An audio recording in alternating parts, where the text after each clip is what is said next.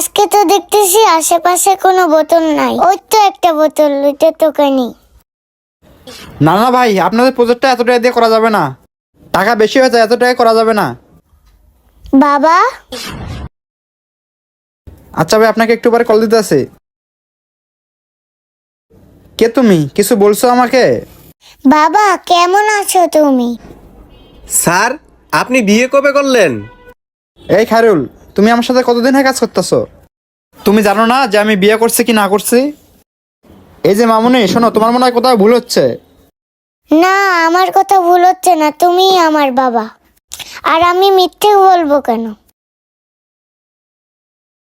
মামুনি, আমি শুনেছি এই পৃথিবীতে নাকি একজনের চেহারার লগে নাকি 7 জনের মিল আছে।